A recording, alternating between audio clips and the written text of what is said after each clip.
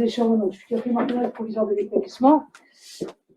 Celle qui est copilote, pilote, associée, comme vous voulez, Madame Sweff, une des deux proviseurs adjointes.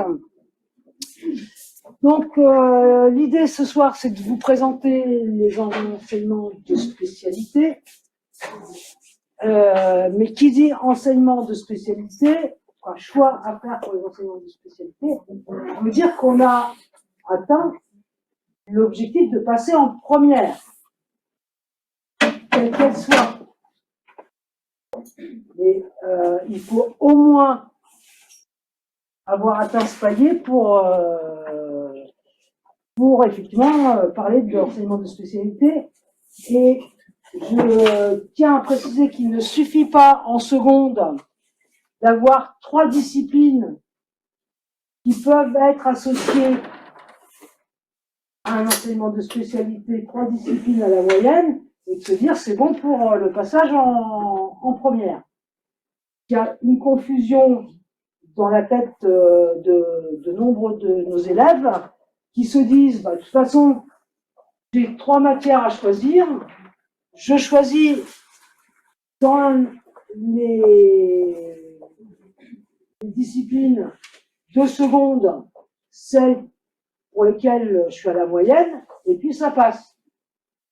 Et non, parce que la première, c'est du français, c'est avec un examen anticipé en fin de première, c'est de l'histoire géo, c'est des maths, parce que les maths sont de retour en première pour tout le monde, qu'on prenne l'enseignement de spécialité ou pas.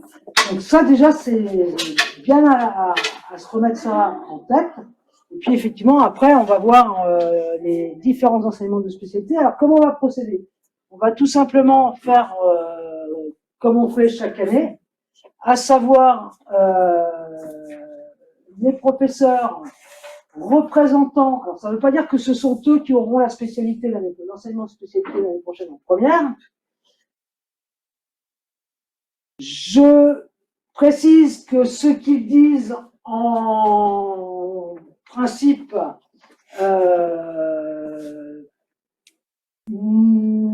engage l'équipe, et j'insiste sur quand il est dit si c'est possible, ça reste si c'est possible. Pour faire court, je vais vous donner un exemple. L'année dernière, il était question d'un voyage associé à un enseignement de spécialité. La collègue, et on a le replay pour le prouver, donc on est sûr, la collègue a dit si c'est possible, on emmènera les premières. Au mois de septembre, nous nous sommes fait alpaguer par quelques parents parce que le voyage ne se faisait pas pour les premières. Donc si c'est possible, ça ne nous engage pas à le faire. Ceci étant dit, je pense que c'est clair pour tout le monde maintenant. Et on peut y aller, Madame Sweff. Oh ben. Donc, les horaires, oui, ça c'est pas très cool. Donc, on a la section STHR, donc on a différents enseignements de spécialité selon effectivement les secondes. Les secondes STHR sont les seules qui soient des secondes particulières. Donc, en termes d'enseignement de spécialité, globalement, elles n'ont pas vraiment de choix. Donc, on a des parents de seconde STHR. Alors, on va quand même en parler, parce que, non, mais vos enfants, certains sont en train de se dire, ça passera pas pour une première générale, je vais m'orienter vers une première pro ou une première techno. Les premières techno auxquelles ils pensent en premier, c'est donc celle qu'on a ici, STI2D. Et l'autre, à ce jour, on ne l'a toujours pas ici. Peut-être qu'un jour, ça ne rien, mais enfin, bon, c'est pas, pour le moment, on n'a pas cette configuration-là. C'est la première STMG.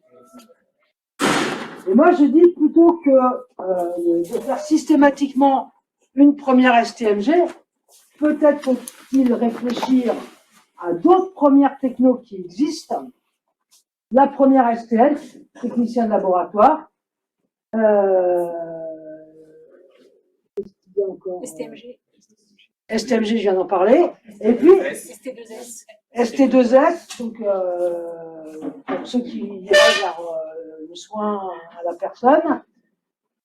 Et puis, STHR, que nous avons ici. Et je tiens à préciser que cette classe de bac STHR peut mener à un panel d'études post-bac très large. On a des élèves avec un bac STHR qui partent dans l'immobilier, la banque, la gestion d'entreprise, etc., etc. On n'est pas condamné, à part M. Boire qui va vous parler, lui, de l'enseignement de spécialité, mais on n'est pas condamné à faire de l'hôtellerie-restauration parce qu'on a fait un bac STHR. C'est ce que je veux dire. M. Boire, je vous laisse présenter en 5 minutes. Pas une seconde de plus. C'est même Slof qui a dit. Donc, en baccalauréat technologique STHR, il y a 3 enseignements de spécialité. Il y a l'éco-gestion, la cuisine et le restaurant, qui sont regroupés, et l'enseignement scientifique, alimentation, environnement. Donc, c'est une discipline qui aborde 3 pôles ou 3 domaines. L'environnement professionnel, donc tout ce qui concerne les accidents du travail, les maladies professionnelles dans leur domaine de métier. La nutrition, que renferment les aliments, à quoi ça sert, dont l'objectif est d'arriver à équilibrer des menus. Et on voit le pôle hygiène professionnelle. Donc, tout ce qui est utilisation, comment limiter les intoxications alimentaires, etc. Tous les gestes techniques. Donc, c'est une discipline qu'ils ont en première et terminale, 3 heures par semaine. Les prérequis, c'est qu'il faut avoir des notions de base en sciences. Alors, ils ont une discipline qui s'appelle sciences en seconde qui leur permet d'accéder à ces pôles-là, mais c'est très spécifique avec un nouvel enseignement. Au bac, c'est un enseignement de spécialité évalué 2 fois, donc en contrôle continu en première avec un coefficient de 8. Et en terminale, au mois de juin, pendant les épreuves de spécialité, ils ont 2 écrits d'1 heure chacun avant les épreuves pratiques. En fait, il y a des sujets de sciences qui précèdent les épreuves pratiques de cuisine et restaurant. J'ai fait le tour, du coup, là, madame Soif. Oui, c'est bon. Vous voulez ça, non? J'ai fait le tour de ça. Oui, je suis désolée parce qu'il a fallu que je recadre. Donc, en ce qui concerne l'éco-gestion, donc, ils ont 5 heures de cours par semaine, avec une épreuve finale au mois de juin au bac, épreuve de spécialité d'un coefficient 16. Et ils ont la cuisine et le restaurant avec respectivement un coefficient de 7 chacun, ce qui fait un coefficient total pour l'épreuve pratique de 14. Voilà. Et ils ont 4 heures de restaurant et 4 heures de cuisine par semaine. Les poursuites d'études, bon, on a ici le BTS MHR, le management en hôtellerie-restauration, pour devenir manager. Mais Madame Marconnet l'a très bien dit, les poursuites d'études sont diverses et variées. Ils peuvent poursuivre dans d'autres BTS, dans le domaine de l'économie, de la gestion, sur des buts, sur des mentions complémentaires, BTS diététique, enfin, tout est ouvert et lié au pôle de compétences qu'ils ont développé pendant les 3 années de spécialité. Voilà. Donc, les métiers sont divers et variés. Ils peuvent travailler en restaurant, en hébergement, dans la gestion hôtelière, dans l'agroalimentaire. Ils peuvent se spécialiser aussi pour ouvrir leur champ de compétences. Et c'est vrai que pour les terminales, enfin on le voit en terminale, il y en a quelques-uns qui partent ensuite soit sur du tourisme, soit sur du commerce plus précisément, et qui partent de l'hôtellerie-restauration, parce qu'on reste quand même sur, certes c'est très spécifique à l'hôtellerie-restauration, mais ça ouvre quand même beaucoup de champs de compétences. Et les savoir-faire et savoir-être sont transverses, c'est-à-dire que quel que soit le métier que vous pouvez faire, les exigences de l'hôtellerie-restauration sont un atout. Alors bien évidemment, il faut avoir un peu d'appétence pour la nourriture et le service, mais plutôt que d'aller par défaut vers une section pour laquelle, et c'est vraiment le cas pour les premières STMG, parce que on se rend compte que nos premières on récupère des premières STMG en MAN, donc mise à niveau hôtellerie-restauration, parce que c'est des gens qui découvrent à un moment donné qu'il y a effectivement des débouchés dans ce domaine-là, mais de façon élargie au management, donc pas seulement d'établissements hôteliers, et qui se disent que c'est un moyen d'élargir son champ de compétences et qui regrettent à la limite de ne pas avoir fait la STHR dès la première, qui leur aurait permis de rentrer directement dans un BTS de hôtellerie-restauration. Donc c'est pour ça que je tenais absolument à ce que ce soit présenté aujourd'hui, de façon à ce que l'information soit la plus large possible et que nos jeunes ne se mettent pas d'interdit. En plus de ça, il y a une possibilité ici, c'est que s'ils veulent voir vraiment comment ça se passe, on peut faire une demi-journée d'immersion. Ils sont sur place, on peut faire ça directement. Monsieur. Si j'ai bien entendu ce que vous avez dit, c'est un jeune qui sera en seconde, on va dire, générale classique, peut demander à passer en première. Tout à fait. Oui. C'est bien ça. Et là, par rapport au fait qu'il n'a pas fait une seconde déjà spécialisée, il y a une remise à niveau, il y a... Ça se fait tout seul. On a beaucoup d'élèves cette année en première STHR qui sont ce qu'on appelle des élèves passerelles ou qu'on fait une seconde générale qui sont en première ou qui des fois sont allés jusqu'à la première générale et puis font une passerelle pour revenir en première STHR par exemple. Donc ils arrivent à rattraper, on rattrape les pôles de compétences qu'ils n'ont pas vus, on les fait travailler spécifiquement. Sachant que on garde dans cet établissement pour le moment, alors je n'ai pas ma dotation pour l'année prochaine, mais pour le moment, on garde toujours quelques moyens sous le coude pour pouvoir mettre en place du soutien de façon aussi à ce que ponctuellement, quelles que soient d'ailleurs les classes, de seconde à la terminale, que ponctuellement on puisse mettre en place quelques heures de soutien, de rattrapage, de consolidation, etc. Et pour être bien sûr de bien avoir entendu aussi, donc vous dites post-bac, ils peuvent aller sur, mettons, d'autres BTS, des types BTS commerce, par exemple. Commerce. Alors, parce qu'en fait. Là, j'ai vu qu'il y avait quand même 5 heures d'éco. Voilà. Oui. Ils ont un gros paquet en éco-gestion, ce qui leur ouvre tout le champ de. BTS MUC ou des choses voilà. comme ça, ça existe encore. Alors, c'est des buts maintenant. Parce que, ils peuvent aller en BUT là-dessus. Oui. Ok, très bien. Banque, assurance, immobilier, on a beaucoup de gestion des entreprises, GEA, gestion des administrations, des entreprises et administrations. Quand ils quittent, généralement, ils quittent plus pour quelque chose qui est en lien avec ou le tourisme ou la gestion. Aller vendre du matériel pro, par exemple, au restaurant. Par exemple, parce que l'avantage, c'est que. Ils savent de quoi ils parlent. C'est bien. Okay. Ça, les technico-commerciales aujourd'hui, les technico-commerciales aujourd'hui, s'il a vraiment une base très technique. Sur la quoi il parle. Merci beaucoup. Ok, bon, je fais dans l'ordre. Il y aura peut-être prof de cuisine. Vous avez entendu le message, monsieur Loisel? 5 minutes, monsieur Loisel, parce qu'on est obligé de. Donc, je vais faire vite. Donc là aussi, c'est un bac technologique avec un tronc commun où on a un enseignement classique de mathématiques, de physique, de français, de philosophie, d'anglais, de deuxième langue. Avec sur cette filière-là, on n'a pas à se débarrasser de quoi que ce soit. On garde jusqu'en terminale. Pour la spécialité en première, donc il y a une composante technologique qui vient se greffer là-dessus, à raison de 12 heures par semaine, et avec en première 3 axes, matière, énergie et informatique. Donc pour les plus anciens, la matière, c'est du génie civil, du génie mécanique. Pour l'énergie, c'est du génie électrique et du génie thermique. Et puis pour l'information, c'est du génie informatique.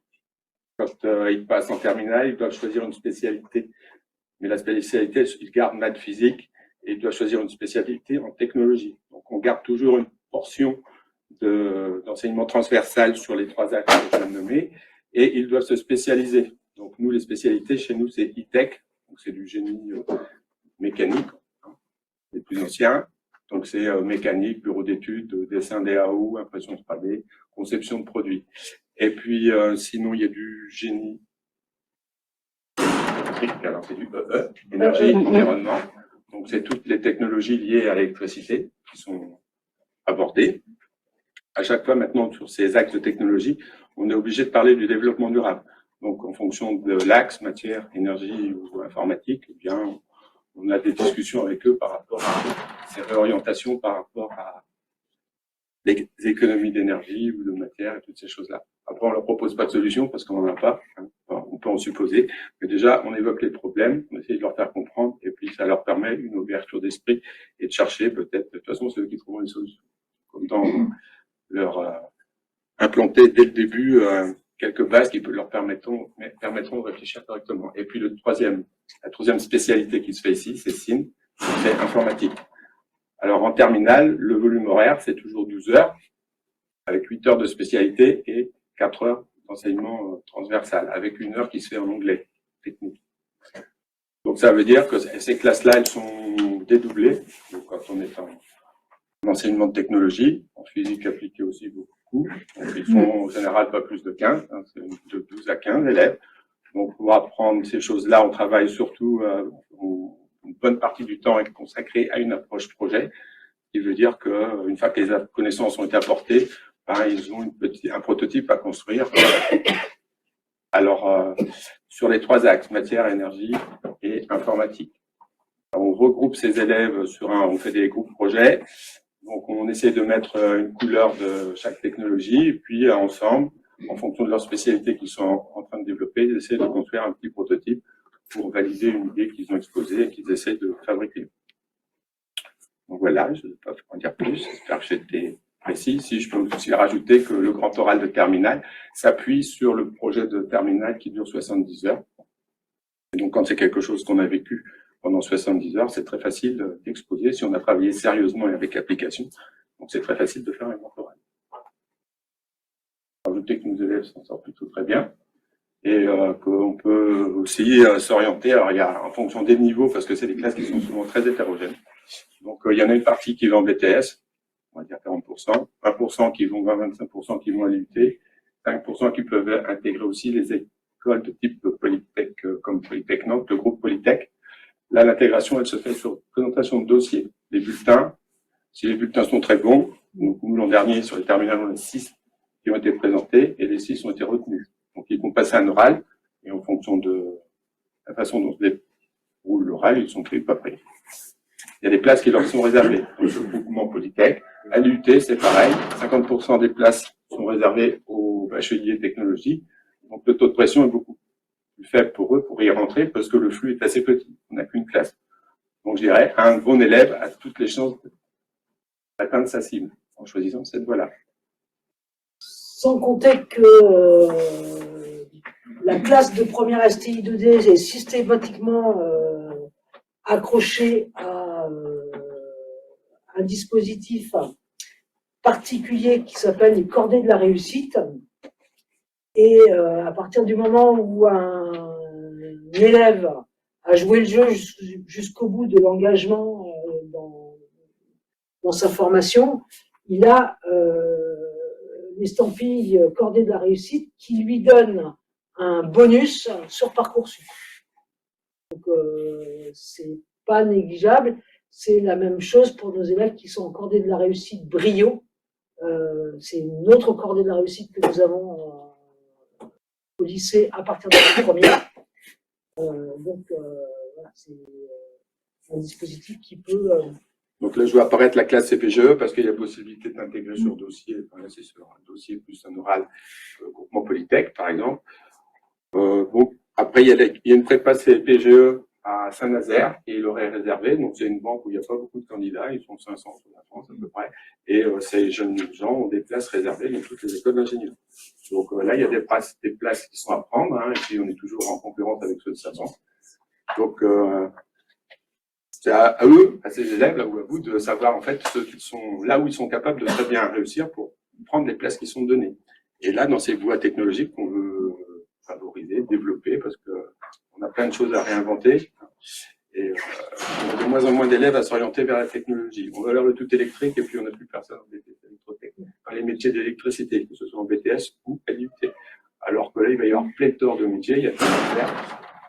Et même les industriels, ils viennent chercher nos BTS, ils n'en ont plus un tout seul. Mais c'est pas de la nouvelle technologie, donc ça plaît pas, ils veulent faire autre chose, ils veulent pas de faire physique appliquée.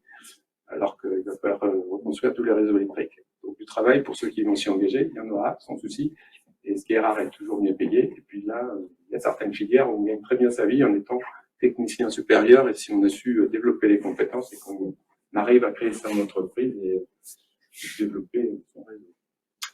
Et en précision, on peut aussi affirmer que il vaut mieux, quelle que soit la filière qu'on choisit d'ailleurs, il vaut mieux un très bon bac pro ou technologique qu'un bac général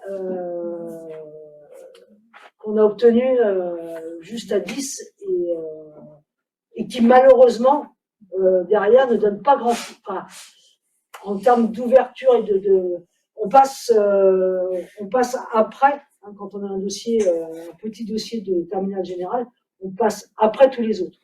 Donc, on a rarement ce qu'on souhaite en termes d'études supérieures. Et il y en a beaucoup d'élèves, on les voit en seconde, hein, qui sont un peu moyens, ils veulent absolument s'engager dans la course. C'est une compétition, hein, donc ils veulent se positionner dans la voie générale, mais ils la perdent la course. Hein. Puis, quand arrive Parcoursup, c'est le classement. Hein, et en fait, il y a des, on appelait ça des banques avant, il y a des créneaux, et vous êtes classé dans votre créneau, et Parcoursup, il sélectionne dans ce créneau-là. Donc, pour avoir ce que vous désirez, il faut être au haut du classement. Enfin, on prend les premiers, et puis ça descend, et puis si vous êtes en bas de classement, même si vous avez quand même correctement travaillé, mais vous êtes un peu moyen, eh ben, vous ne tirez pas les places qui vont bien, quoi. Et on sait toujours que le plus difficile, c'est de rentrer. Donc, il faut être capable de se forger les clés, c'est-à-dire les bulletins, les appréciations, et les compétences aussi, pour ouvrir les portes, pour rentrer dans l'école, parce qu'une fois qu'on est rentré, la plupart du temps, on en sort, quel que soit le type d'école. Il suffit d'être présent en cours, de suivre, de travailler normalement. Il y a que ceux qui sèchent, hein, qui finissent par ne pas avoir le diplôme de l'école où ils sont rentrés. Et ça vaut pour toutes les écoles, hein, que ce soit l'UT, l'école d'ingénieur ou l'ETS. Mais si vous avez un doute sur l'orientation et que les deux sections technologiques, même après pour les enseignements généraux, hein, de spécialité, vous intéressent, les portes ouvertes, ce sont aussi pour nos élèves de première, parce que c'est vrai que là c'est très théorique, mais s'ils veulent aller visiter, que ce soit l'hôtellerie ou le STI. Dans une voie générale, il faut quand même aller voir. Vos enfants vont au bureau, on connaît le lycée, il n'y a pas besoin de faire la porte ouverte, ils ne connaissent pas le lycée, ils sont toujours au même endroit. Quand ils sont en pause, ils sont sur leur téléphone. Il y a plein de choses autour, ils ne savent même pas où c'est, ils ne savent pas ce qu'il y a. Quand on essaye de les attirer, alors parfois, il y a certains, ils viennent, on essaie de leur montrer, on organise des visites. Mais venez avec eux, j'en ai porte ouverte.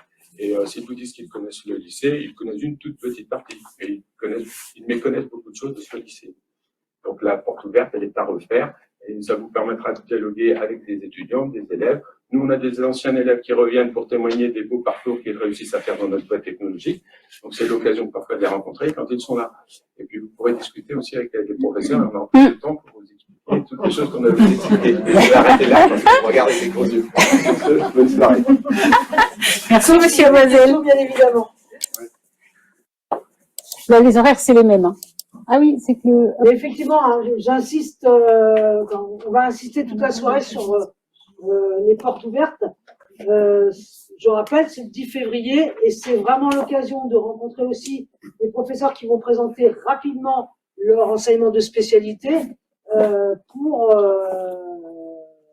aller plus profondément dans l'échange et la discussion et voir effectivement si c'est le bon parcours ou pas pour votre enfant. Alors, à GGSP, je vais faire. Donc, alors, histoire, géographie, géopolitique et sciences politiques. Non, c'est pas ça, c'est que je vois à peu près quand même de quoi ça peut parler. Donc, alors, ici, on vous a mis les 5 ou 6 grands thèmes puisque on est par thématique, mais ça, c'est, on est sur une science humaine.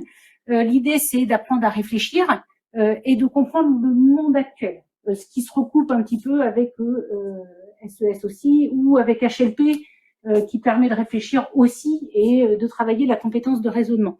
Donc là, on est sur le début d'une spécialité où effectivement, l'idée, c'est de travailler sur les documents et aussi de travailler tout ce qui va être dissertation. Oh ben, vous inquiétez pas, je parle beaucoup moins de 5 minutes.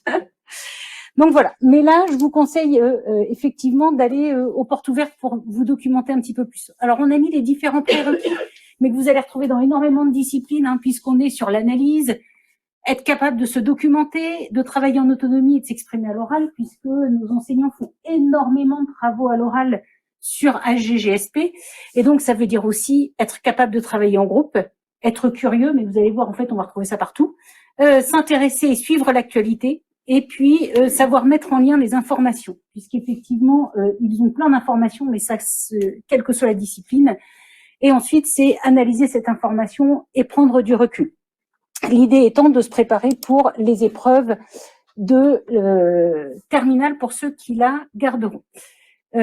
Alors, je fais vite sur les poursuites d'études parce qu'on est sur quelque chose de classique entre guillemets que vous retrouverez sur d'autres disciplines puisque on va dire que HGGSP permet d'aller que ce soit vers l'université, mais aussi de se préparer pour des classes prépa ou pour du journalisme. Enfin voilà, on est sur une spécialité qui est extrêmement large.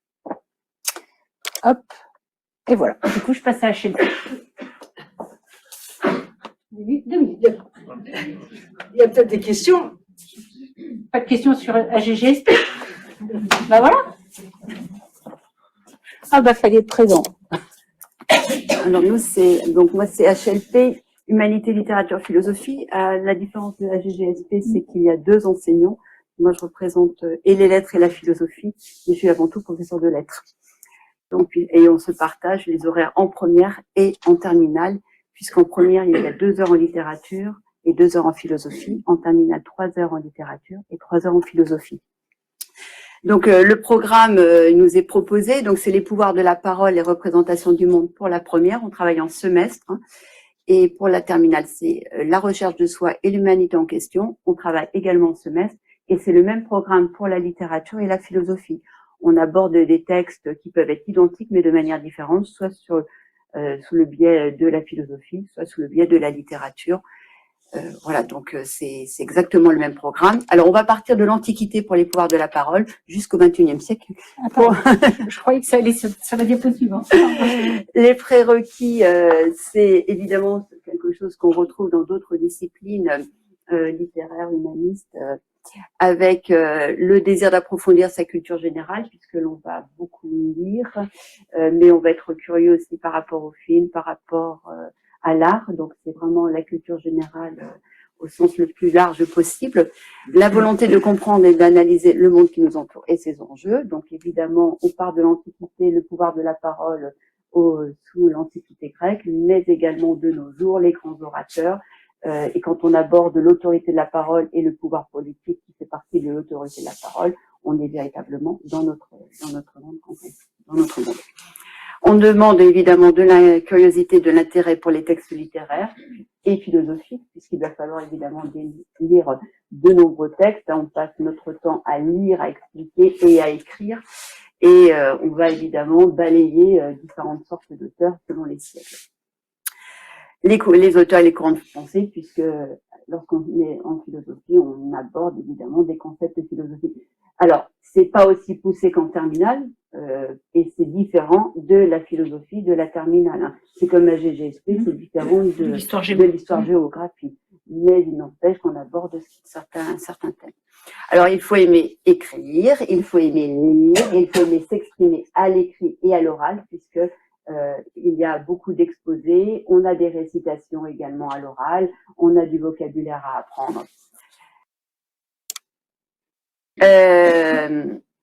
Donc les projections dans le supérieur, en fait, c'est une discipline qui n'est pas faite uniquement pour devenir professeur de lettres ou de philosophie, ça serait très très réducteur.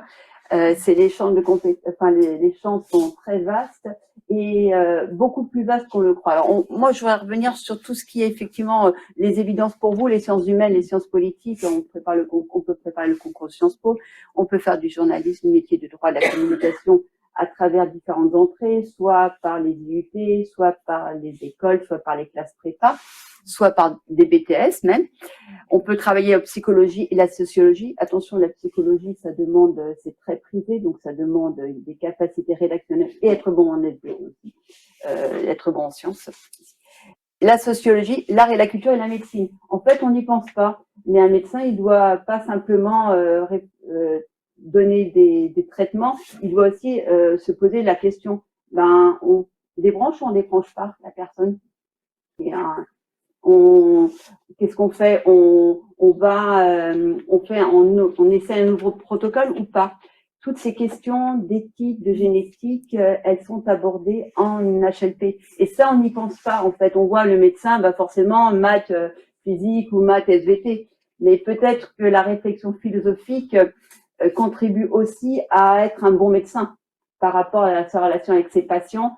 Et ça, on demande à ce qu'il fasse preuve parfois, et souvent d'humanité, quand il faut aborder, voilà, si c'est pour guérir une angine, il n'y a pas trop de soucis.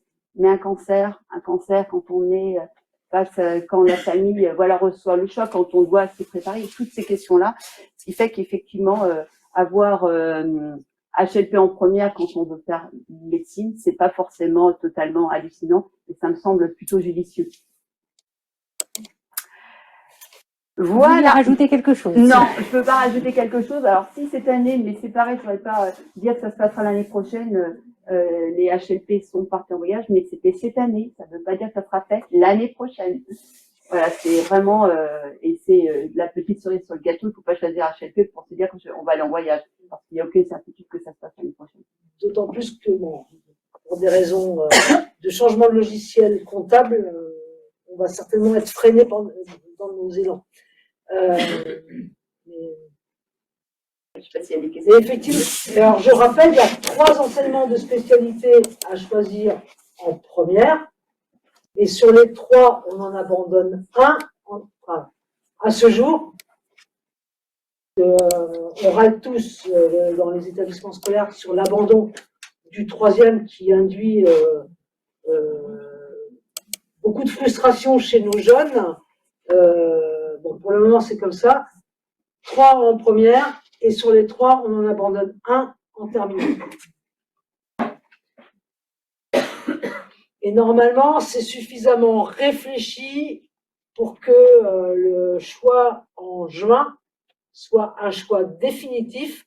Je le dis et je le répète chaque année, le lycée n'est pas un supermarché, c'est pas tiens, je prends.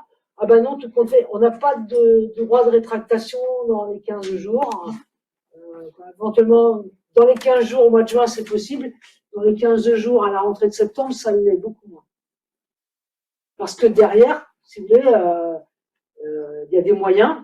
Si j'ai 30 élèves dans un groupe, j'ai un groupe. Si au mois de juin, j'en ai 36, 37, je suis obligé de faire 2 groupes. Donc ça me coûte 2 fois 4 heures.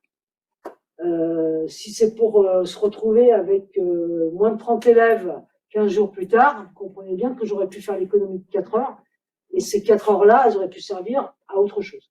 Donc c'est pour ça aussi qu'on vous suggère de prendre le temps, de venir en parler avec les professeurs, d'échanger, de bien vérifier aussi que c'est pas la meilleure note du tronc commun de seconde qui fait le choix, c'est vraiment avoir le goût de.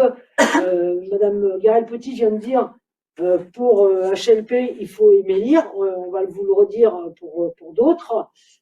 Si on n'aime pas lire, c'est pas la peine. Et je dirais que je vais être beaucoup plus braque que ça, mais si on n'aime pas lire, je n'imagine pas comment on peut envisager un bac général et faire des études longues.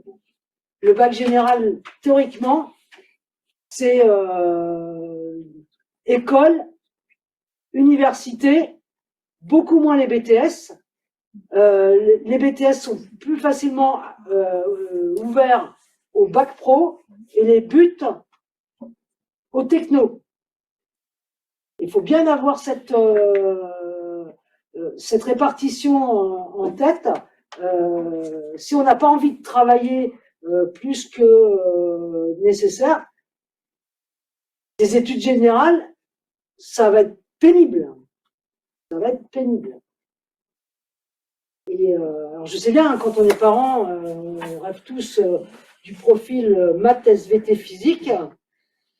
Je dirais qu'on peut faire de très belles carrières sans la combinaison des 3 et sans même les 3. Et si, madame Duclos-Thésier. Madame Wiener. Yes, madame Wiener. Voilà, donc moi je vous présente la LCE, qui, comme vous pouvez le voir, est l'étude de la langue anglaise à travers la littérature, à travers, un peu rapide, à travers la langue, la culture, très important la culture, puisque certains élèves ont un petit peu peur de la première dénomination qui est littérature. Il faut évidemment ne pas être réfractaire à la lecture quand on se dirige vers la LCE. Il ne faut pas dire que c'est limité à la littérature. D'accord ? C'est beaucoup plus riche, beaucoup plus ouvert que ça. En LCE, on explore donc l'anglais à travers sa sphère évidemment linguistique et puis sa sphère culturelle, qui est quand même très large, qui représente des réalités très diverses. Donc on fait son cours à travers des problématiques, des thématiques très différentes. Elles sont pas là, mais elles sont peut-être à peu près ici. Il y a deux thématiques les plus importantes qui sont les imaginaires effrayants à travers les gothiques, à travers de revisiter certains contes, et puis les imaginaires beaucoup plus positifs à travers l'utopie. D'accord ? Donc les imaginaires, l'utopie, dystopie, le gothique, l'effrayant. Et puis deuxième thématique majeure, les rencontres à travers évidemment l'amitié, l'amour et puis la confrontation à la différence. Et ça à travers des thèmes différents et puis à travers aussi la lecture cursive de deux œuvres qui est évidemment un incontournable pour les LLCE, qu'elles soient anglaises ou avec mes collègues, vous le direz plus tard, espagnols. Il y a nécessairement une lecture accompagnée, bien sûr, progressive, mais la lecture de deux œuvres à travers, dans une liste assez limitée de 5 ou 6 livres. Donc là, on choisit des livres qu'il faudra de manière progressive lire ensemble. Voilà. C'est un parcours aussi enrichissant culturellement, puisqu'on a à cœur avec ma collègue, on est deux cette année, et puis l'année précédente on était deux aussi, d'ouvrir culturellement nos élèves à travers des sorties, quand elles peuvent se faire. Alors, elles vont toujours plus se faire pour des sorties cinéma dans le cadre du festival du cinéma britannique, et puis quand il y a quelques bons biopics aussi, on encourage, on amène nos élèves en sortie. Quand c'est possible aussi, il y a des rencontres littéraires.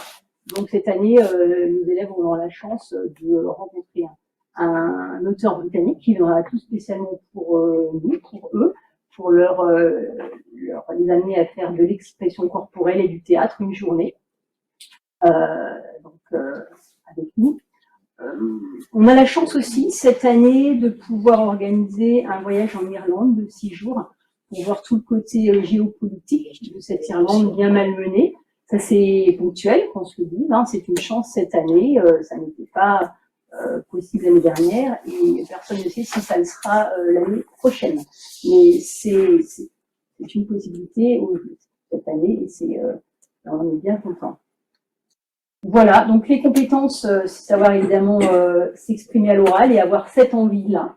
Parce que parfois on a les compétences et puis on est un petit peu en retrait, donc il faut faire effort sur soi et arriver à travailler son expression orale d'abord et puis écrite ensuite. Voilà, l'anglais c'est une langue vivante, donc ça se vit et ça se parle. Que vous dire d'autre ? Plus. Les évaluations de fin de cycle en terminale, eh bien, c'est un écrit, un devoir de synthèse et puis un oral, une prise de parole en interaction avec les collègues pendant une vingtaine de minutes. Voilà. Donc, la LCE, c'est pour ceux qui ont envie de découvrir la sphère culturelle et linguistique et littéraire du monde anglophone et puis qui sont ouverts aussi à la lecture. Même si c'est pas, même pour ceux pour lesquels ça serait une première de lire un livre en anglais du début jusqu'à la fin, c'est pas impossible, mais il faut quand même encore faut-il en avoir envie et puis faire les efforts nécessaires. Avez-vous des questions? Oui. J'ai juste une question quand on parle du niveau B2 et C1, c'est mesuré, il y a un test à la fin de l'année. Alors, de façon très schématique, Un élève lambda en cursus normal, dans le tronc commun, il vise un niveau B2 à la fin de la terminale, d'accord? Puisqu'on est en spécialité et qu'on rajoute 4 heures aux 2 heures et demie en première et aux 2 heures en terminale, ça fait quand même 6 heures et demie en première. On attend un niveau supérieur, on attend à la fin de la première, on attend de travailler en première le niveau qui est généralement attendu à la fin de la terminale pour ceux qui ne prennent pas cette spécialité-là. C'est à la portée de tous ceux qui mettent du cœur à l'ouvrage, puisqu'il y a beaucoup d'heures. Parce que bien évidemment, les heures de spécialité s'ajoutent aux heures du tronc commun. Donc, ça fait 6 heures et dire demie. que là, faut vouloir faire 6 heures et demie de anglais, et quand on parlera de mathématiques, je dirais que ça va aller beaucoup plus. Il faut avoir envie d'en faire 6 heures et demie en première et 12 heures en terminale. Comme c'est passionnant. Hein. Voilà, d'autres questions? Non. Moi, je fais dérouler le PowerPoint, hein, ne vous inquiétez pas. Voilà. Bon. Je vous mets votre dernier argument, pourquoi choisir LLCER anglais? Oui. Alors là, est-il besoin de... je pense que voilà, les collègues ont besoin de parler aussi. L'anglais ouvre une foultitude de portes, que ce soit dans le monde scientifique, que dans le monde... voilà, que pour des études plus journalistiques ou plus littéraires ou dans les humanités, il est difficile de se projeter sans connaissance solide dans ce domaine-là. Voilà, donc que ce soit un atout avec 2 spécialités en première, 2 spécialités scientifiques et l'anglais qui aidera plus tard à comprendre les publications scientifiques, ou que ce soit un profil plus littéraire avec LLCE anglais et puis 2 autres spécialités aussi littéraires, ça c'est le choix et aux envies et aux compétences de chacun, mais les 2 sont possibles. Voilà. Bonne soirée. Alors, pour faire simple, on va passer à l'espagnol maintenant. Par contre, petite précision, si vous choisissez LLCER anglais, on ne peut pas prendre LLCER espagnol. Et si vous choisissez la spécialité LLCER espagnol, vous ne pouvez pas prendre la spécialité LLCER anglais. Alors, ce n'est pas une règle spécifique à Nicolas Appert, hein, c'est une règle nationale. Tous les ans, on fait remonter que ça nous paraît très bizarre, mais ça ne change pas. Parce qu'à une époque, effectivement, le bac, alors je ne sais plus à combien, mais on avait un bac qui existait avec 2 voire 3 langues. Une langue de grands débutants commençait en seconde, et ça n'effrayait personne. On regrettait que cette réforme n'ait pas envisagé cette possibilité-là à l'heure où on déplore qu'on n'est pas capable de parler une langue étrangère en France. C'est pas nous qui faisons les règles, parce qu'on aurait des élèves qui, eux, seraient preneurs des 2. On a des élèves qui sont de vrais linguistes et qui, pour qui faire le choix est très difficile. Et d'ailleurs, c'est un problème parce que les élèves qui veulent faire LEA, ben, c'est un peu gênant, quoi. Il n'y a qu'une langue qui a un potentiel fort, alors que quand on va en langue étrangère appliquée, il faudrait parler très bien les 2 langues. Donc, c'est quand même une aberration de notre système. Alors, toutes les 2, on est bien sûr professeurs d'espagnol au lycée, et moi, j'interviens dans l'aspect première avec une autre collègue. Et puis, moi, en terminale. Voilà. Moi, je m'appelle Sylvie Pelleron et Anne Delpech-Barrière. Voilà. Alors, moi, j'aimerais vous parler de l'élève idéal en spé. Donc, c'est l'élève qui a vraiment un coup de cœur pour l'espagnol, qui a souvent, c'est une rencontre, souvent au collège, avec cette langue et sa culture. Et comme le disait notre collègue d'anglais, qui a vraiment envie d'approfondir et la langue et la culture. Et nous avons aussi 2 œuvres au programme. Pour nous, cet élève, si vous reconnaissez votre enfant, ça va être par exemple l'élève qui va apprécier d'écouter des chansons en espagnol, mais qui va aller chercher les paroles pour comprendre, pour les chanter à voix haute. C'est l'élève qui va regarder, qui va se faire plaisir en regardant les séries espagnoles ou latino-américaines sous-titrées en VO sous-titrées en français, par exemple.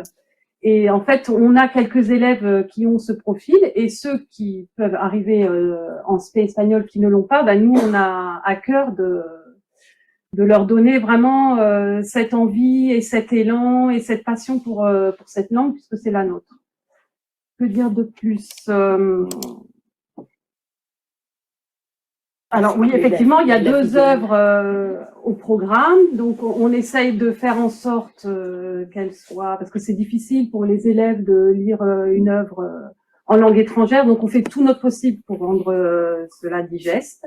Ils sont vraiment aidés, et puis on y va très progressivement. Et comme on est toutes, on est que des femmes et professeurs d'espagnol, là, on aime beaucoup le cinéma, on essaye de clore nos séquences par un film qui résume, qui illustre toute la séquence qu'on aura fait avec eux. Voilà, donc on essaye dans la mesure du possible, selon le programme, de les emmener aussi voir un film au Festival de cinéma espagnol. Alors pour ce qui est du support, je vais compléter ce que disait ma collègue. On essaie de faire des choses assez variées, parce qu'on sait qu'il y a la littérature et que c'est le paquet un peu compliqué. Donc on va étudier la peinture, par exemple. Donc là, support effectivement de tableaux. On va étudier, comme disait ma collègue, des chansons, mais des articles de presse aussi. Là, par exemple, il y a eu des événements dernièrement, la semaine dernière en Équateur. Tout de suite, on a rebondi sur un article de presse pour voir ce qui se passait là-bas, et les élèves cherchaient par exemple sur Internet des vidéos pour compléter, se faire une idée. Donc, on essaie de varier énormément les supports pour donner une culture un petit peu complète de tout ce qui est monde hispanophone, donc Espagne et Amérique latine. Et quand on aborde les œuvres, oui, là, on sait que c'est un petit peu plus difficile. Voilà. Ensuite, après, il y a la satisfaction quand même d'avoir lu une œuvre. En général, c'est une 60aine de pages, à peu près, 60-80. Oui. Ouais. D'avoir réussi à lire une œuvre entière en langue étrangère. Là, par exemple, j'ai pas encore commencé. Moi, je faisais toujours d'autres choses que je vais commencer cette semaine-là. Donc, voilà. Ensuite, pourquoi choisir l'espagnol? Bien évidemment, l'anglais, la langue internationale. Il n'y a pas du tout de rivalité entre nous, on est complémentaires, mais on comprend bien le choix de l'anglais. Alors, je vais essayer de prêcher un peu pour ma paroisse. Pourquoi l'espagnol? L'espagnol, on en a besoin aussi, comme l'anglais, dans le supérieur. Et c'est quelque chose de plus rare. Beaucoup d'élèves choisissent l'anglais, on le comprend bien. On est le seul établissement public de l'agglomération nantaise à avoir cette spécialité espagnole. Il y a un établissement privé qui l'a aussi, mais on est très peu. Donc, vos élèves, vos enfants feront la différence sur Parcoursup. C'est quelque chose de plus rare. Et on prévoit beaucoup dans le supérieur des échanges académiques avec des pays anglophones, langue internationale, ce qui est logique. Donc, si vos enfants arrivent avec déjà un bagage assez costaud, quand on arrive avec 8 heures d'espagnol en terminale, là, on parle bien la langue, on est plus complet pour le supérieur. Après, bien évidemment, chaque enfant fait son choix en fonction de son appétence et puis de l'orientation future. Alors, on peut faire plein de choses avec l'espagnol, LEA, sachant que il y aura toujours une langue qui sera un petit peu plus défavorisée. Il faut bien parler 2 langues pour LEA. Donc, bon, la fac de langue, bien évidemment, mais droit, bien évidemment aussi. Il y a des cursus à l'étranger, il y a des Erasmus, Sciences Po. Sciences Po demande beaucoup les langues étrangères, c'est un critère un peu de sélection, et donc l'espagnol est important. Bien évidemment, j'aurais pu commencer par les BTS, parce qu'on les a ici aussi, tous les BTS, l'hôtellerie, restauration, les langues sont super importantes, la communication, le tourisme, enfin c'est très large. Et avec 8 heures, on a quand même un bon niveau en langue. Donc voilà, et les prépas, je vais pas parler des prépas, mais bien évidemment, il faut avoir un bon niveau en langue quand on fait des préparations, des écoles de commerce et écoles préparatoires. Voilà. Et puis c'est tout, c'est le dernier. C'était le dernier. On a parlé de tout. On va se répéter avec l'anglais. Ouais. Petite précision, en tant que gestionnaire de moyens, j'ai des obligations à respecter et cet argument-là, il me faut un minimum de 12 et maintenir ce seuil fatidique pour ouvrir un groupe, quel que soit l'enseignement de spécialité. Alors Alors, si effectivement on l'ouvre à 15 et qu'on se retrouve avec 10 seulement en terminale, on poursuit s'il y a vraiment 10 élèves qui veulent y aller. Et vous voyez l'importance d'être décis dans ses choix pour l'ouverture. C'est-à-dire que là, la chance qu'on peut avoir, c'est qu'on peut aussi compléter nos groupes avec des apports extérieurs. Donc, sachant ça, ne vous dites pas, ouais, mais bon, ça va peut-être pas ouvrir. Et au contraire, s'il y a plus il y aura d'élèves qui voudront y aller, mieux ce sera. Parce qu'on n'est pas très nombreux, Oui, c'est des évidemment, petits groupes. comparé à l'autre langue, évidemment, beaucoup Ben, choisissent l'anglais. c'est vrai que c'est Donc, des conditions un peu idéales. Alors bon, on va dire que c'est une équité, mais c'est pas une inéquité volontaire. Hein. Mais effectivement, quand on ouvre des groupes à 15, 17, on sait qu'il y a d'autres groupes qui seront à 34. on est 14 en terminale, 14 élèves. Et on est 16 en première. C'est bien, quoi, tant mieux. Donc, ce sont très bonnes conditions. Ouais. Et surtout, c'est la chance que nous avons, c'est que nous sommes un des rares établissements à pouvoir offrir cet enseignement-là. Avez-vous des questions?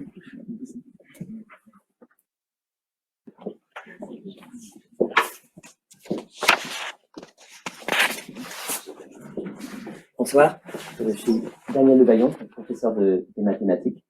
Donc là, je remplace une collègue, donc je n'ai pas vu le PowerPoint, mais ce que je veux dire, c'est qu'il y aura 4 heures en première, 4 heures de maths, et c'est avant tout des mathématiques pour pouvoir faire autre chose que des maths après la terminale. C'est vraiment un minimum pour pouvoir faire autre chose après la terminale, pour faire de l'économie, pour faire de la physique, pour faire de la technologie, travailler dans l'industrie, dans le commerce, dans la finance. Donc 4 heures, il n'y a rien en trop, parce que dans le tronc commun, donc au départ, il n'y avait rien, il y a 1h30, mais seulement pour ceux qui ne font pas la spécialité. Donc pour ceux qui vont faire la spécialité, il n'y aura que 4 heures de maths en première. Alors après, par contre, en terminale, contrairement aux autres spécialités, il y a 4 menus différents.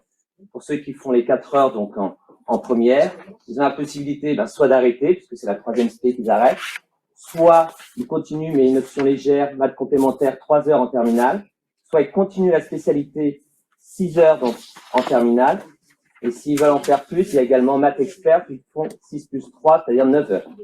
Donc là, il y a vraiment cette possibilité donc d'une autre orientation, enfin d'orientation différente en mathématiques en terminale. Il y a vraiment 4 menus différents en terminale, 0 heures, 3 heures, 6 heures, 9 heures, pour ceux qui feront 4 heures en première.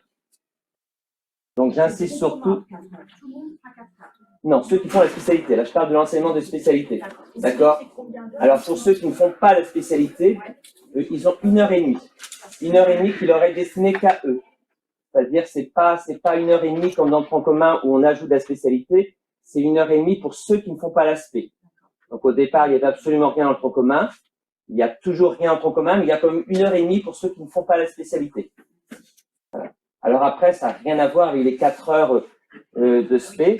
C'est que 4 heures, mais du coup, comme il n'y a que 4 heures, il y a du travail personnel. Et le travail personnel, il faut bien compter, minimum 3 heures de travail personnel, c'est ça la moyenne à peu près, pour ingurgiter un peu les 4 heures. C'est 2 cours de 2 heures. C'est assez dense, hein. Voilà, contrairement à avant, il y avait des filières scientifiques où en première, vous avez 6-7 heures.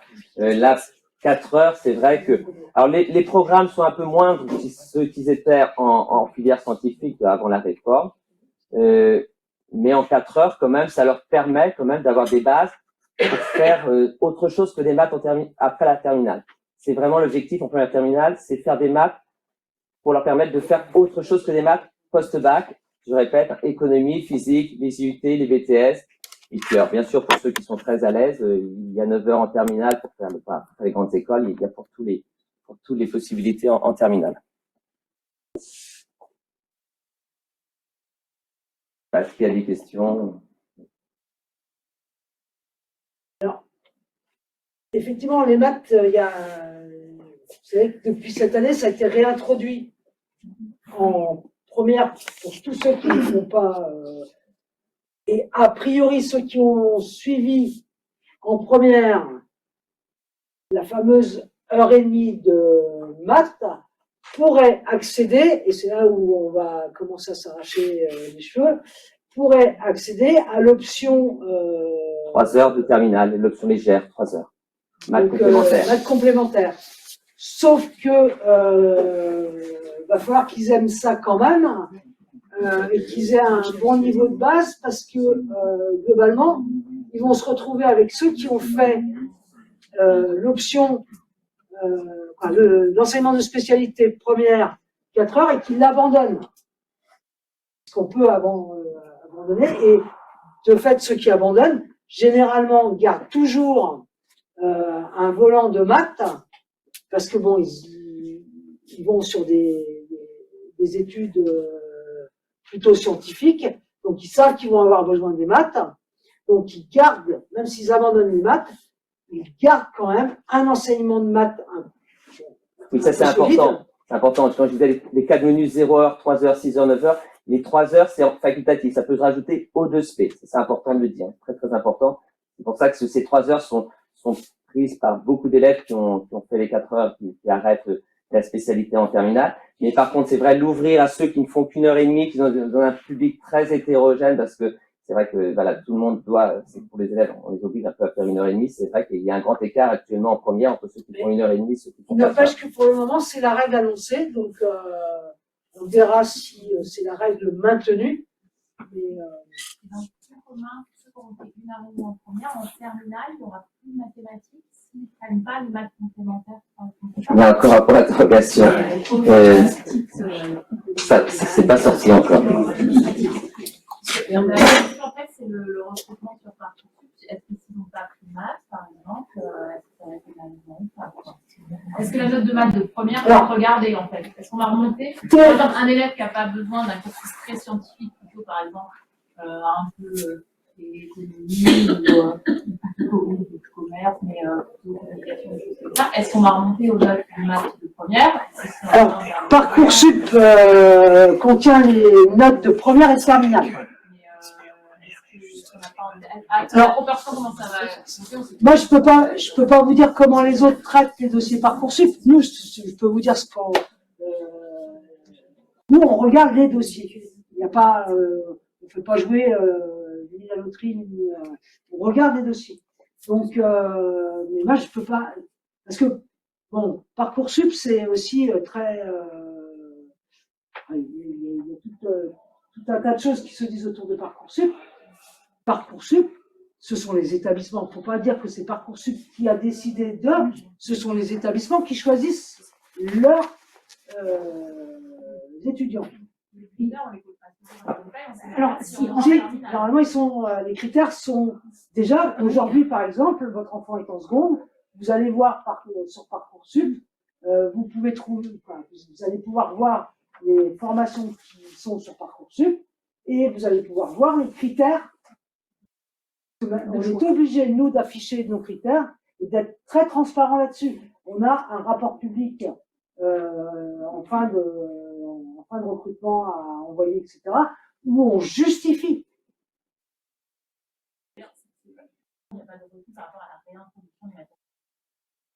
En réalité, au-delà de Parcoursup, c'est que pour pouvoir faire des mathématiques post-bac, il faut faire l'aspect. Il y a un grand écart pour faire certains BTS IUT, pour faire de la technologie, pour faire de l'économie, pour faire du commerce, pour faire de la finance, pour faire de la physique, pour faire, même pour passer des concours administratifs. Moi, j'ai encore eu, ça m'arrive, des concours, des épreuves de maths, c'est tout bête. Il y a l'épreuve de français, bien sûr, l'épreuve numéro 1. Il y a encore une épreuve avec des pourcentages, des calculs, et ça manque pas, c'est en spécialité. Non, l'heure et demie, non, c'est vrai. Pour le moment, il y a rien d'annoncé pour 1 heure et demie de maths au même titre qu'elle existe en seconde. En première,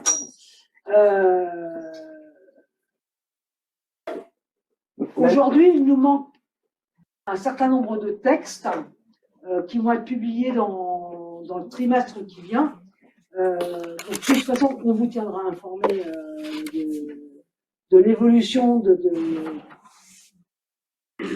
des programmes et normalement, je vous dis, à ce jour, ce n'était pas prévu. Ce qui était prévu, c'est qu'ils puissent intégrer maths complémentaires. Maintenant, la réalité, c'est qu'il y a un grand écart entre l'heure et demie et 4 heures. L'heure et demie en première terminale, c'est juste pour conserver un petit niveau troisième seconde pour pas régresser. C'est vraiment, il faut bien faire. C'est vraiment pour ceux qui n'aiment pas ça, voilà, juste pour qu'ils entretiennent.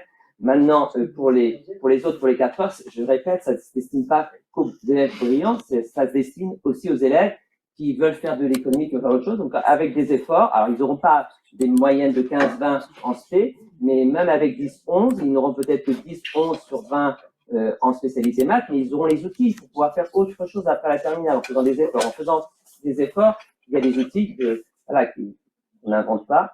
Et entre un élève, souvent je prends l'exemple de 2 élèves de seconde, un élève très brillant en maths et l'autre moyen, celui qui va faire la spécialité en maths, l'élève moyen, il va apprendre des choses que l'élève brillant ne peut pas inventer. Les maths, ça s'invente pas.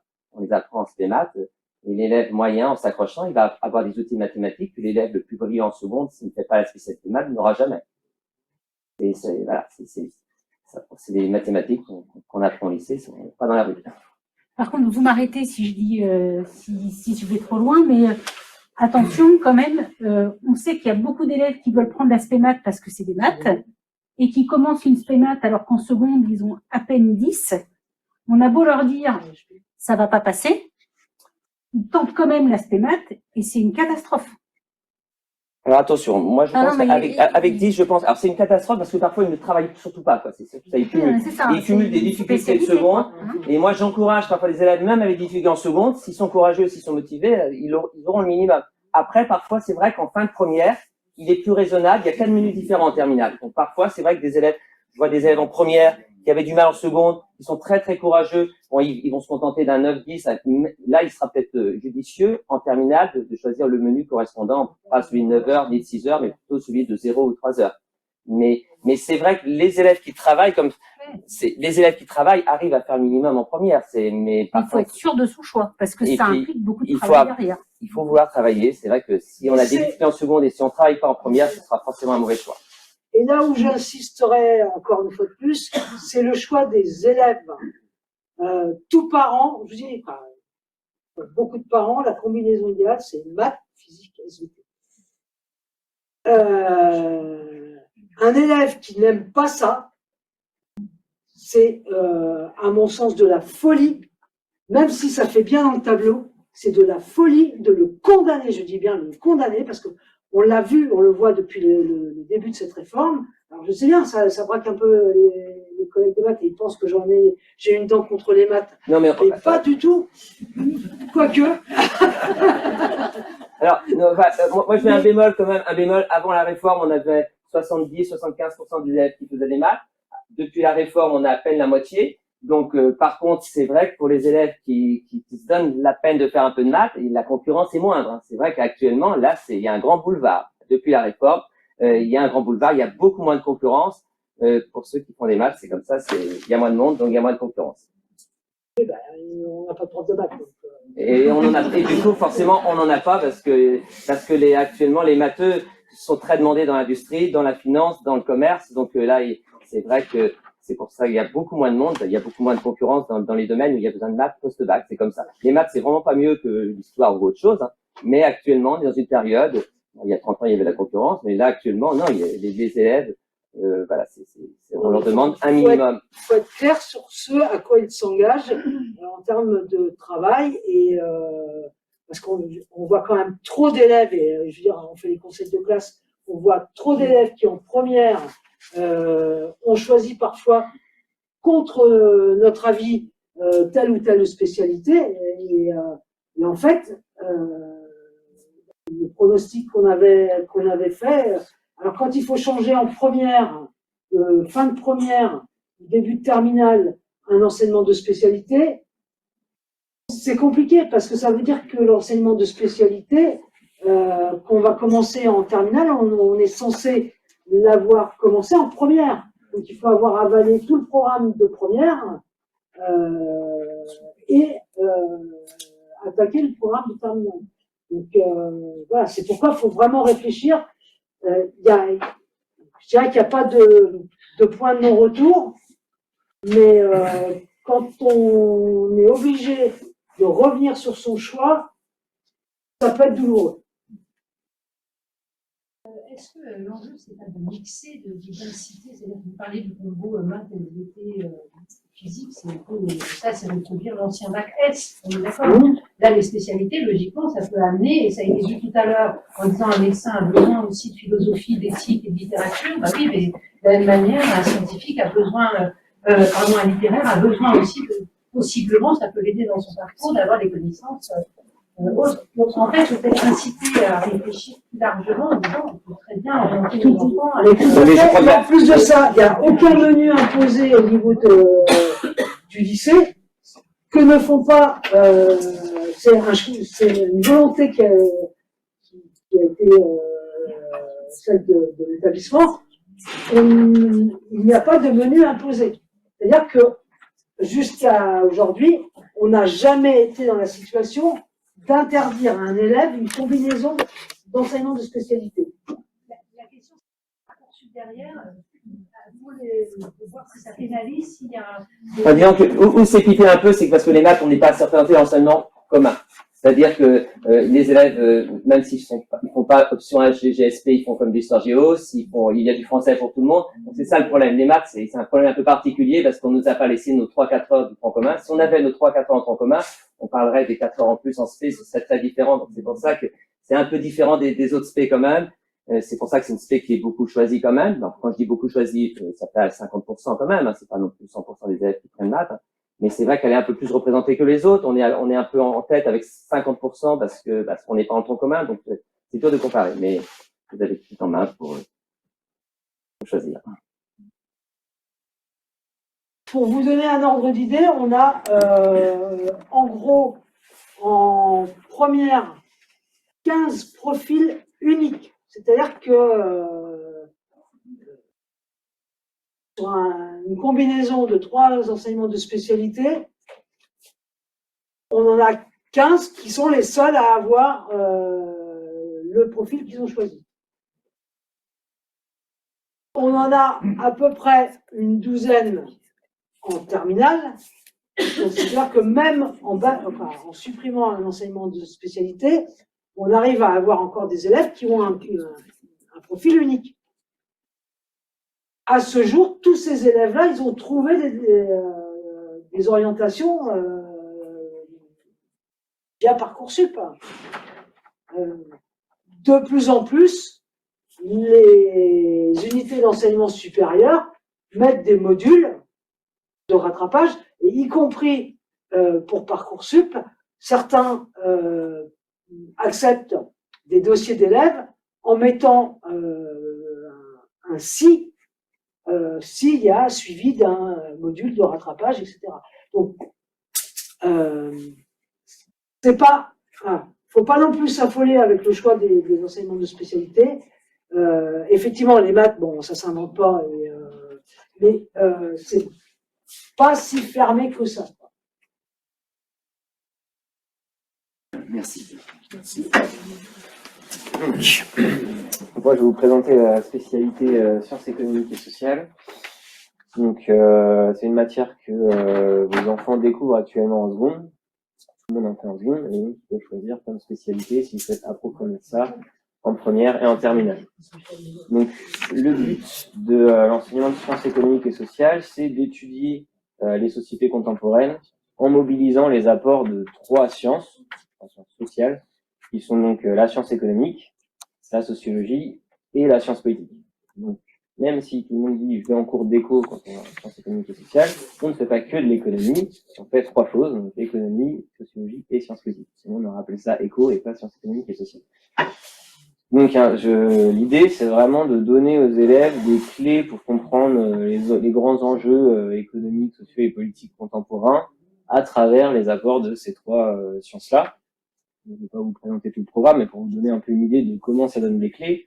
En économie, donc on va étudier le fonctionnement du système économique, qu'est-ce qu'un marché, comment ça fonctionne un marché, la loi de l'offre et de la demande, qu'est-ce que la production économique, qu'est-ce que la croissance économique, le commerce international, etc. Et donc, en fait, déjà, quand vous avez étudié ça, vous pouvez déjà comprendre certaines choses dont on parle dans l'actualité. Par exemple, en ce moment, on parle beaucoup d'inflation. Les gens qui ont fait SES savent pourquoi il y a de l'inflation actuellement. Et ils savent pourquoi, quand on leur dit à la radio, la Banque centrale est en train de remonter ses taux directeurs pour lutter contre l'inflation, c'est pas du charabia pour eux. Je sais que c'est du charabia pour certains d'entre vous, je sais pas. Mais en tout cas, s'ils ont fait SES, ils savent ce que ça veut dire et ils savent pourquoi on fait ça.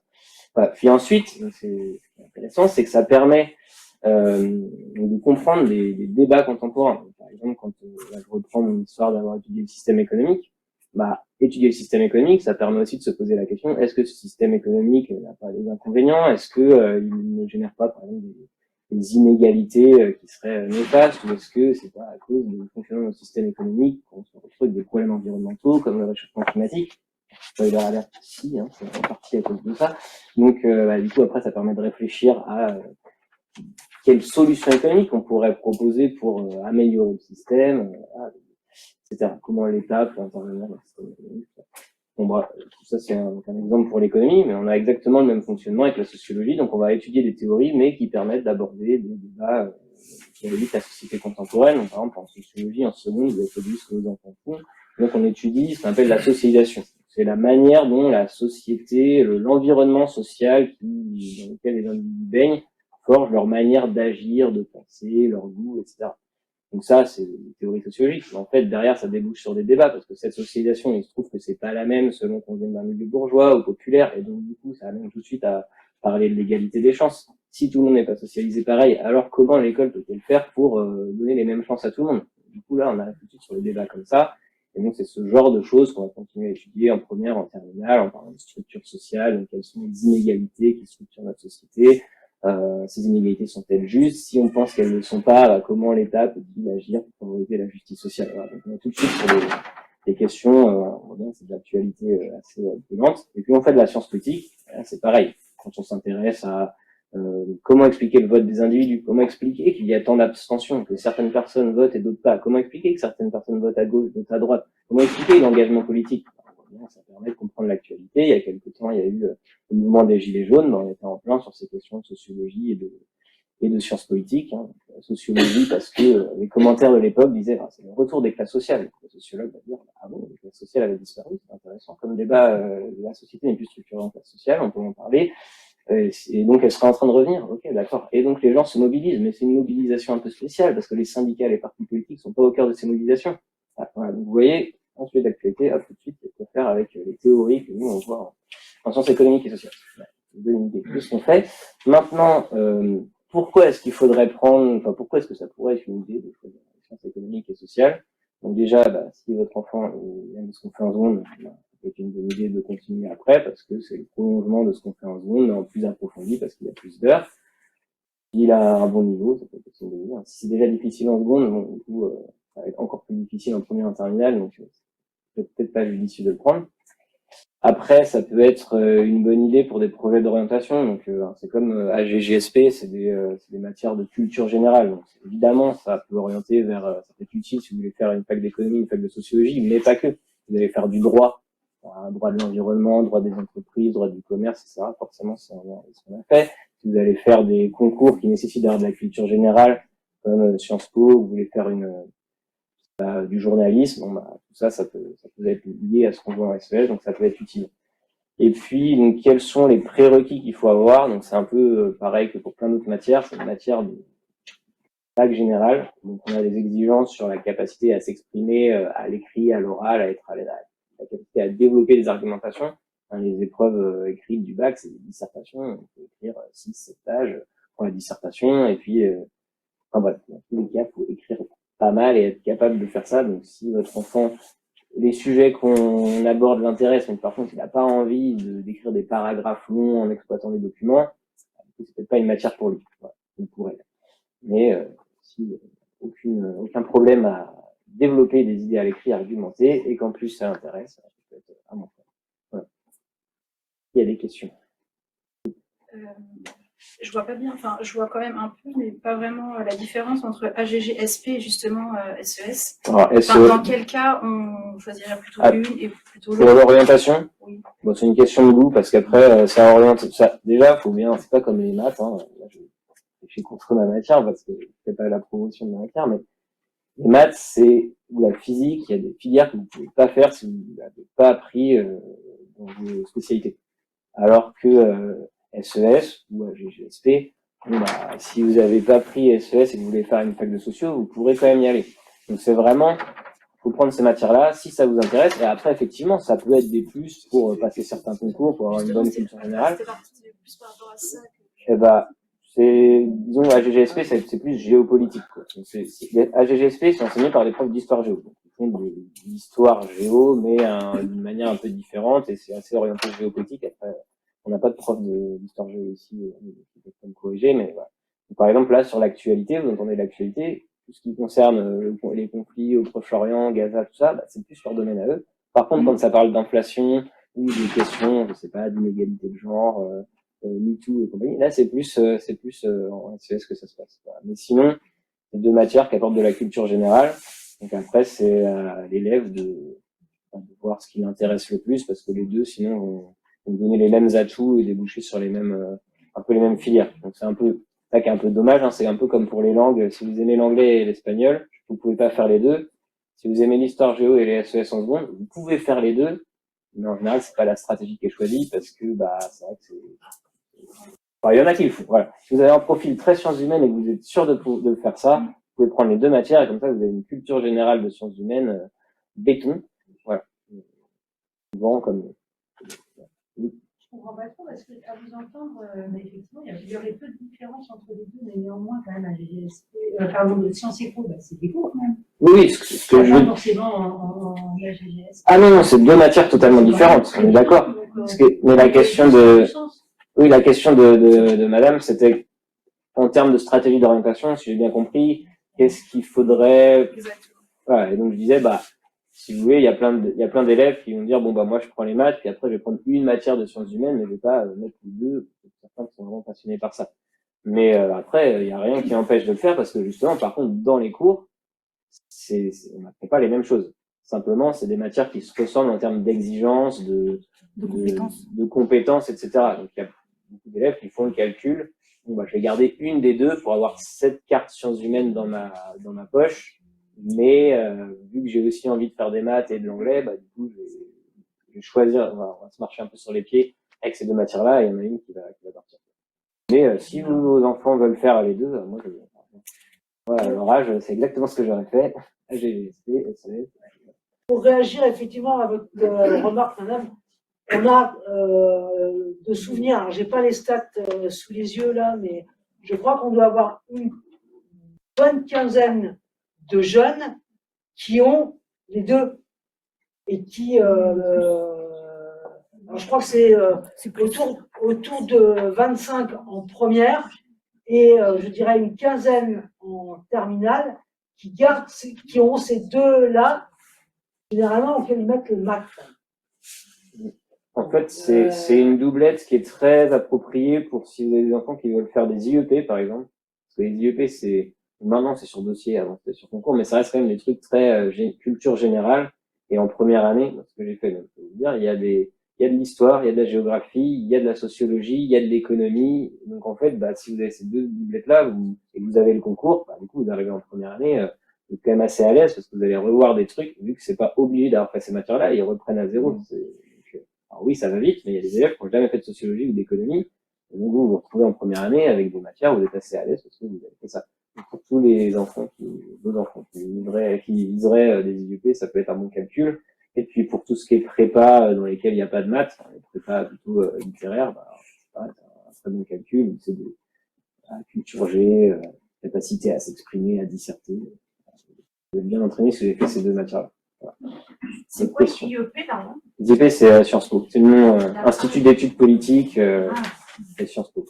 Et cette doublette de combinaison pour les IEP et pour les écoles de journalisme, c'est bon. Ah bah voilà. Et de toute façon, beaucoup de gens qui finissent par avoir un diplôme de journaliste sont passés par des instituts d'études politiques avant, parce que ça y prépare bien aussi, et que il y en a beaucoup qui sont des cursus de poursuite d'études, mais pas des formations après bac, quoi. Merci. Et oui, pour le journalisme, c'est la voie royale, je pense.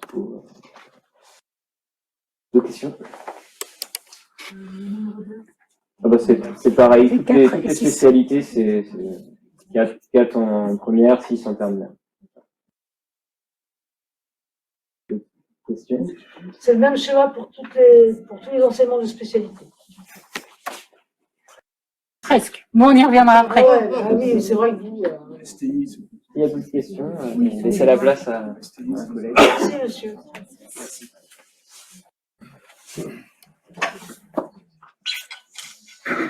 Bonjour, donc moi je suis là pour vous parler de la spécialité physique-chimie, donc qui va surtout s'adresser déjà à des élèves qui aiment les sciences et qui sont curieux de comprendre comment fonctionnent les technologies, nouvelles technologies qu'on a autour de nous. Pour ce qui est du programme, en fait, c'est la suite de ce qui est fait en seconde. On reprend exactement les mêmes thèmes qu'on va poursuivre, qu'on va approfondir. On garde une approche expérimentale, une approche aussi avec une activité de modélisation. On essaye au maximum de contextualiser et de faire des activités concrètes qui ont un lien avec ce qui se passe autour de nous, pour essayer de donner un peu de sens aux notions qu'on aborde, aux notions théoriques qui sont abordées en cours. Donc les 4 thèmes, donc là vos enfants commencent à les découvrir puisque en seconde on fait pas les thèmes, on fait pas un thème en entier avant de passer à un autre thème, on pioche un peu dans tous les thèmes, on fait un peu de chimie et puis différentes choses en physique. Donc ils sont en train de découvrir tous ces thèmes-là. Ces thèmes permettent quand même d'avoir des notions dans les différents domaines de physique. Ils permettent aussi de réutiliser des choses qui sont vues en mathématiques et de réutiliser aussi des notions vues en sciences numériques, puisqu'on a de la programmation à faire en physique-chimie.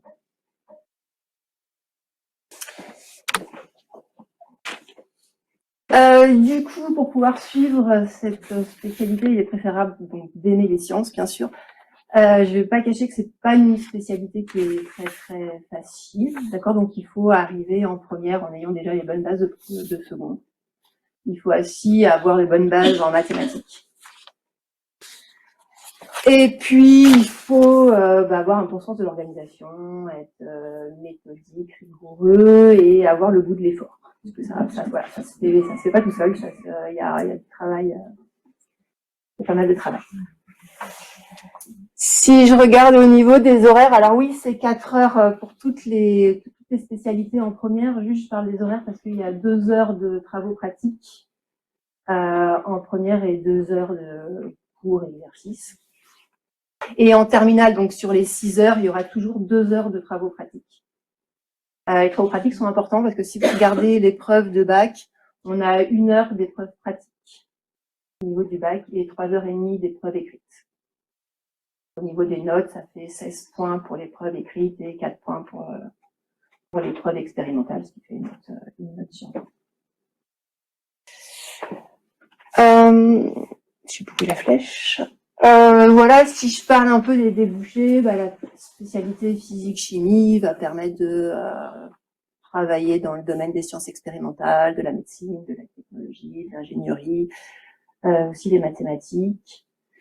Tout ça peut se faire avec un BUT, une licence, une classe prépa, passer l'AS du coup pour médecine, permettre de rentrer dans des écoles d'ingénieurs avec une préparation intégrée, et puis des écoles d'informatique et aussi écoles d'infirmerie. Voilà. J'insiste vraiment sur le niveau en mathématiques. Je pense qu'il est vraiment conseillé quand on fait la première spécialité physique-chimie de faire la spécialité maths avec. Même si effectivement on n'a pas forcément envie de faire que des sciences. Voilà, le niveau attendu en mathématiques, en physique est quand même important. Voilà. Et en terminale, par contre, maths complémentaire peut suffire. Pas obligé de garder la spécialité maths, la spécialité maths pour faire la spécialité physique-chimie en terminale, mais voilà, il faut l'avoir faite en première.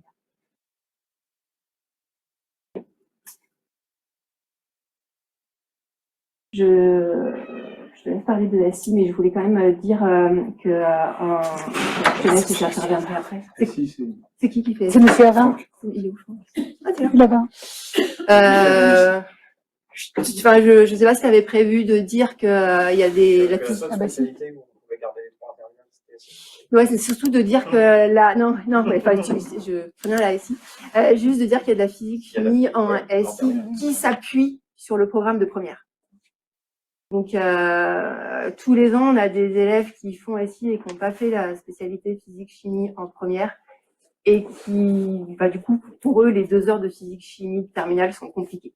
Parce que c'est vraiment une partie du programme de physique de terminale. C'est pas un programme à part, c'est les mêmes chapitres, les mêmes exercices. Les éditeurs qui font les manuels de physique pour SI reprennent leurs exercices du manuel de spé terminale physique chimie. Donc c'est vraiment le même niveau. Et comme ça s'appuie sur ce qui a été fait en première, pour ceux qui ne font pas la physique chimie en première, c'est très compliqué de faire ces 2 heures de physique en terminale. Donc voilà, je préfère vous le dire une bonne fois, que ça soit bien clair, parce que on a beau le dire et tous les ans on a des élèves qui sont en difficulté et qui nous font connaître leurs difficultés, mais sauf qu'avec 2 heures on peut pas refaire le programme de première. Par faire quelques petites révisions rapides, voilà, ils sont obligés de travailler par eux-mêmes pour rattraper. Voilà. Est-ce que vous avez des questions? Le PowerPoint était hyper limpide.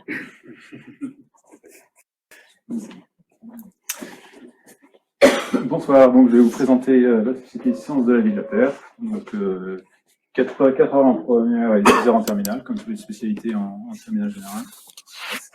Le contenu. Alors, au niveau des savoirs, donc je parlais un petit peu de ce qu'on voit. On fait de la biologie, essentiellement, un petit peu de géologie. Donc de la biologie, voilà, l'étude du vivant, donc au niveau moléculaire, au niveau cellulaire, on fait de la génétique, voilà. Et puis on travaille à plusieurs échelles sur la biodiversité, le fonctionnement du vivant, que ce soit donc en première ou en terminale.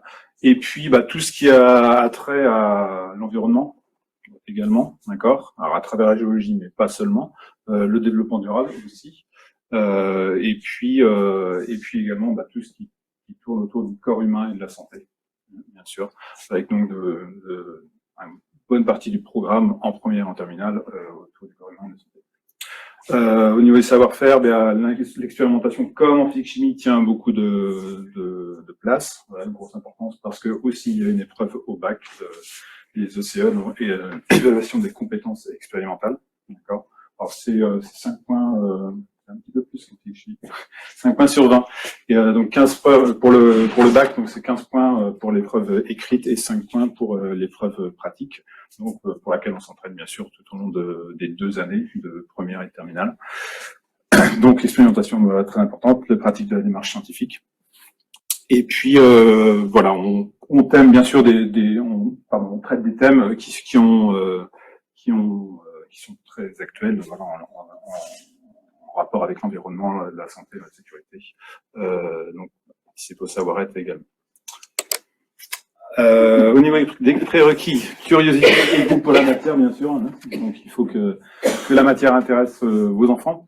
Et puis, goût pour le raisonnement et l'argumentation. Alors, c'est pour beaucoup de spécialités, mais particulièrement en spécialité SVT, beaucoup d'analyse, d'argumentation à tous les niveaux.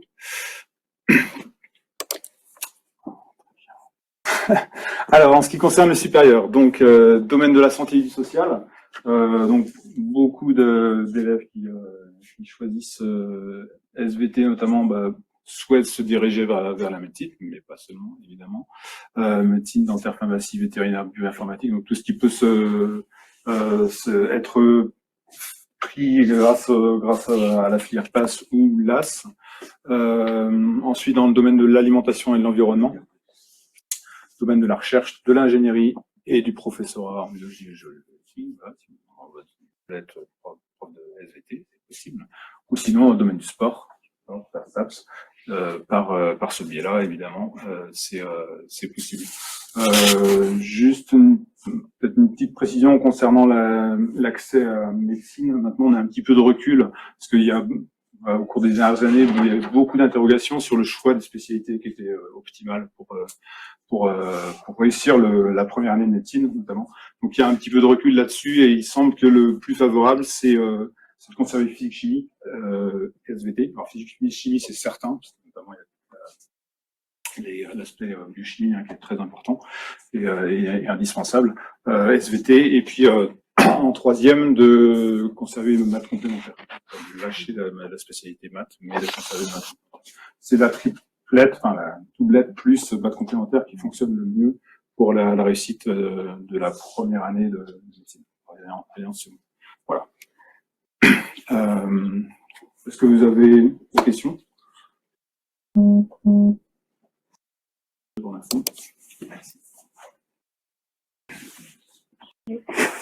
En CSI. Ah, c'est d'habitude. Oui, c'est le dernier, monsieur Belron. Bonjour, monsieur Havard, donc en sciences de l'ingénieur. Sciences de l'ingénieur. Petite précision, donc la collègue de physique en parlait, c'est la seule spécialité où il va y avoir 4 heures en première, et pas 6 heures en terminale, mais 8 heures en terminale. Il y aura 6 heures de sciences de l'ingénieur, plus 2 heures de physique, obligatoire. D'accord? Donc, pour aimer, il faut savoir qu'il y aura 2 heures de plus, de travail de plus que les petits camarades, obligatoirement, parce qu'il y aura 2 heures de physique qui sont gardées. Ce qui veut dire que s'ils prennent la triplette maths, physique, SI en première, bah, ils peuvent garder maths, physique, SI en terminale, vu qu'ils ont les 2 heures de physique qui vont arriver. S'ils abandonnent l'aspect physique, ils ont quand même 2 heures de physique qui seront mises en place, et 2 heures de physique en lien avec ce qui est fait en sciences de l'ingénieur. Pour essayer de replacer un petit peu la discipline, on va travailler sur toutes les disciplines du domaine industriel, donc tout ce qui est mécanique, électricité, signal, informatique, numérique. La seule petite différence par rapport à beaucoup d'autres disciplines, c'est qu'on va être surtout sur la pédagogie de projet. On va travailler avec des projets sur à peu près la moitié de l'année, c'est-à-dire le premier tiers de l'année, on va mettre en place les notions. Ensuite, on va être en projet. Et après, on va essayer de voir ce qui se passe au niveau des projets, au niveau de l'expérimentation, la réalisation, le prototypage des différents éléments. Donc, ça reste une spécialité scientifique où on va mettre en place des modèles d'un point de vue théorique. On va mettre en place en activité, en réalisant avec du prototypage, soit de l'imprimante 3D ou de la découpe laser. Et ensuite, on va voir que le résultat, malheureusement, est rarement fidèle au modèle. Donc, le but du jeu, c'est d'essayer de comprendre ce qui s'est pas bien passé. Quel est le problème? Est-ce que c'est le modèle qui n'est pas bon? Est-ce que c'est la réalisation? Et essayer de revenir pour réaliser quelque chose qui fonctionne. Petite particularité au niveau des projets, c'est qu'on a la chance ici de travailler avec des vrais partenaires extérieurs. On travaille avec l'INSERM et ce sont des chercheurs de l'INSERM qui viennent donner du travail aux élèves sous forme de projet et qui ont réellement besoin d'un résultat à la fin. Et on vient d'avoir un nouveau partenariat avec les châteaux d'Angers qui, dans 2 ans, veulent mettre en place une exposition et ont besoin des élèves pour préparer l'exposition et pour réaliser des automates. Donc, ils travaillent pas pour le prof, ils travaillent vraiment pour des gens extérieurs et ça donne une petite motivation différente quand c'est quelqu'un d'autre qui vient leur demander quelque chose et surtout qui attend un résultat. Alors que d'habitude, ils travaillent plus pour une note. Ça se passe bien, tant mieux, ça se passe pas bien, c'est pas grave. Là, derrière, il y a quelqu'un qui attend un résultat avec une butée, avec des contraintes horaires, des budgets, etc. Donc, c'est vrai que c'est une des particularités de cette spécialité. Au niveau poursuite après. Alors, j'avais les prérequis avant. Les prérequis, oui, bon, on en a parlé un petit peu. Voilà, c'est vrai que ça reste une discipline scientifique, hein, quand même. Donc, c'est vrai que les maths, aimer faire des maths un petit peu, c'est pas mal dans les sciences. La démarche scientifique, c'est ce qu'on disait, c'est-à-dire essayer bien d'avoir en tête qu'on va mettre un modèle en place, et souvent un modèle basé sur les sciences physiques, c'est-à-dire c'est la physique qui va nous amener à la théorie. On va mettre un modèle en place. On va essayer de le mettre en action, on va voir ce qui se passe, et 9 fois sur 10, le résultat, il sera pas comme le modèle. Ça, c'est malheureusement la réalité. Et donc, essayer de revenir sur, justement, la notion d'expérimentation. Et comment est-ce qu'on fait pour améliorer tout ça. Et puis après, derrière, normalement, c'est les poursuites d'études. Donc voilà, poursuite d'études, DUT, licence, CPGE. D'une façon générale, il y a un tiers à la moitié de la promo tous les ans qui part en classe prépa. Et le reste en DUT, et c'est vrai que les BTS sont plus réservés au bac STI, ce que vous a présenté le collègue en début d'année. Oui. C'est quoi un BTS? Un BTS, c'est une formation 2 ans après le bac, donc brevet de technicien supérieur.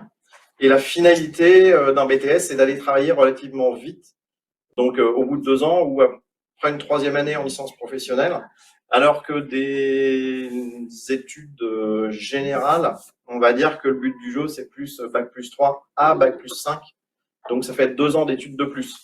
Donc, en fonction de vos appétences vis-à-vis de la scolarité, c'est vrai qu'il faut choisir aussi des temps de poursuite d'études qui sont un peu en corrélation avec ce que vous voulez faire. Un élève qui veut aller travailler le plus vite possible pour être autonome, pour gagner de l'argent, partir en général, franchement, c'est pas forcément la meilleure des idées. Comme il veut, mais donc c'est vrai que les poursuites d'études sont toujours normalement dans un domaine scientifique quand on prend les sciences de l'ingénieur. Vous avez d'autres questions? La même chose, venir aux portes ouvertes, c'est un côté plus concret que, parce que le 10 janvier. 10 février. Parce que sinon, on est en retard. Et sinon, c'est fini. 15h30. Et il y a la petite banderole sur le lycée. En continu.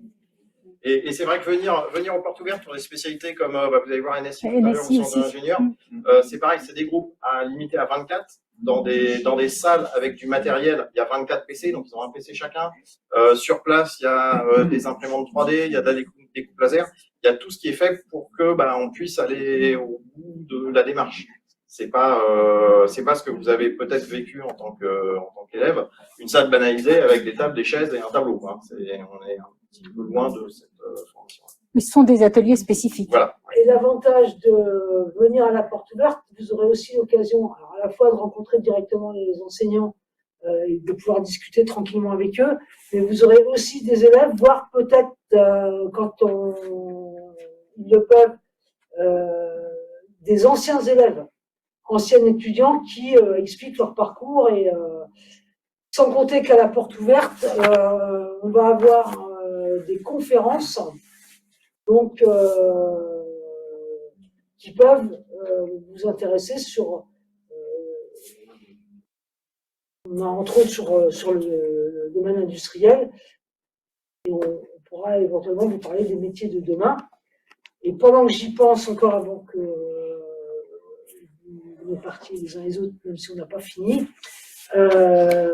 normalement à partir de demain, vous devriez, vos enfants devraient avoir à répondre à un sondage sur la combinaison d'enseignement de spécialités envisagées. Ce n'est qu'un sondage, surtout. Ne vous inquiétez pas, il n'y a rien de gravé dans le marbre à ce jour. Ce qui sera gravé dans le marbre, ce sera au moment des inscriptions. Mais un peu avant les inscriptions, puisque à un moment donné, vous avez à confirmer, à la mi-juin à peu près, vous avez à confirmer votre choix d'enseignement de spécialité. Et là, on va tout simplement parce que je dois, moi, préparer la rentrée, et que je dois savoir vers combien de groupes je vais m'orienter sur quelle discipline. On sait qu'on peut bouger les choses au mois de juin, et ça, c'est pas grave. Alors, ça se voit pas, mais c'est la spécialité NSI. Oui, je ferai évoluer le visuel. C'est bien, avant, on le voyait bien. Ouais. Numérique et sciences informatiques, pour faire simple, informatique. Pas besoin d'être un geek pour venir en NSI, hein, donc l'apprentissage se fait sur, pour ceux qui choisissent, 2 ans, première et terminale, donc 4 heures et 6 heures.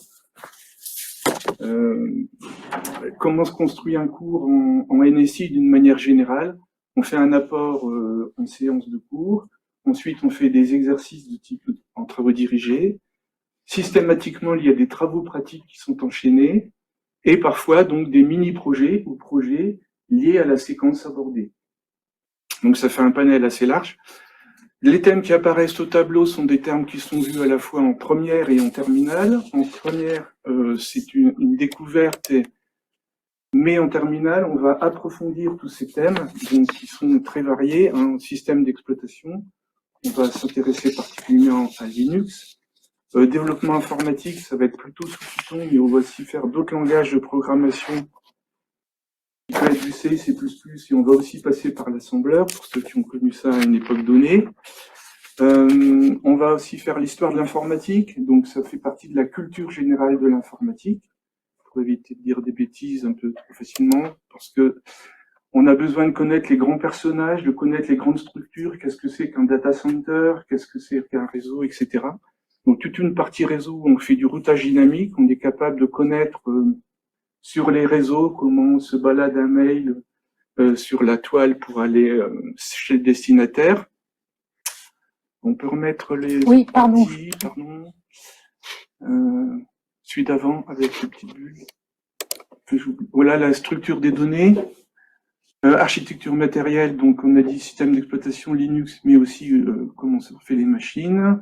Des IHM, interface homme-machine, donc web, mais pas forcément web. Hein. Web, ça peut être une application qui est exécutée sur une tablette ou un smartphone, hein, on peut élargir.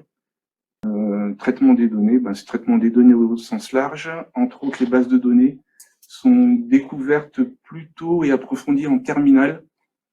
Dans la première année, sont plutôt les notions de base qui sont développées, et en terminale, mises en application à travers des bases de données, je ne sais pas si vous connaissez, de type MySQL, par exemple. Voilà. L'APO, programmation orientée objet, on en a parlé. Algorithme boiteux, donc algorithme de recherche. Programmation dynamique, c'est varié. Le SQL, c'est pour voir les bases de données. Et puis si on continue, on va parler... Il faut faire preuve d'autonomie à travers les mini-projets. Preuve d'initiative, avoir des idées, être créatif. Travailler en équipe, c'est l'intérêt des mini-projets, c'est que ça forme déjà à travailler en équipe et ça évite de rester seul dans son coin. C'est un peu le piège de l'informatique. Vous mettez devant l'ordinateur et vous oubliez le monde qui vous entoure. L'avantage des mini-projets, c'est qu'il y ait une relation nécessaire avec les collègues dans la classe, avec le professeur, et du coup, on remet du social dans tout ça. Voilà. Recherche d'informations, évidemment, etc. Oui, on peut enchaîner. D'accord. Alors, les métiers sont variés, en pleine progression. On annonce, d'après ce que j'ai lu, hein, en 2050, 80% des métiers seront nouveaux, et tous liés à l'informatique. Pourquoi? Parce qu'il y a l'arrivée de l'IA, qui a une progression exponentielle, mais aussi l'informatique quantique, hein, qui propose des méthodes de calcul ultra performantes et très rapides. Tout ce qui est développement informatique, bon ça c'est d'actualité, c'est toujours vrai, ça continuera, mais on s'aperçoit que le numérique impacte tous les métiers et tous secteurs d'activité, autant dans le monde professionnel que dans le monde domestique. Je pense que chez vous également, vous êtes impacté par le numérique. Donc il faut à minimum avoir une culture pour essayer de comprendre les enjeux et savoir en fait se débrouiller dans la vie future avec le numérique. Donc la NSI propose tout ça en fait et va offrir à travers les études supérieures donc des compétences, une plus-value qui va permettre d'être monnayable sur le marché du travail. Alors quelles sont les poursuites d'études possibles? CPGE, donc classe prépa. On peut faire aussi prépa intégrée dans les écoles d'ingé. On peut faire du BUT, informatique ou MMI, c'est multimédia. On peut éventuellement, mais pour NSI, c'est moins le cas, pour quelques élèves, éventuellement partir sur du BTS, BTS Ciel ou SIO, donc qui sont des Bac+2 liés à la cybersécurité, par exemple, ou de développement informatique. Voilà. Je crois que j'ai fait le panel hein, sur les poursuites d'études. Les élèves, NSI amène beaucoup vers des Bac+5, donc prépa intégrée ou non, en passant par BUT ou non. Voilà, donc c'est plutôt la filière habituellement retenue. Bac+3, Bac+5, peut-être commencer par un BUT, Info ou MMI, pour ensuite, quand on est bien classé, enchaîner sur une école d'ingé pour finir ingénieur avec un Bac+5 ou Bac+6. Faites attention, le BUT est désormais sur 3 ans, ce n'est plus le DUT qui lui était sur 2 ans. Donc c'est Bac+3 +3, donc on arrive à 6 ans pour être ingé. les grandes lignes. Eh ben, c'est bon pour moi. Juste les métiers, peut-être. Donc, on a dit, hein, tous les secteurs d'activité sont impactés. Et bien sûr, la cybersécurité en croissance exponentielle. Donc, on a besoin d'avoir des données, mais on a aussi besoin de les protéger. Donc, c'est un métier qui est en pleine croissance. Et NSI se prête bien à cette orientation vers la cyber, en fait.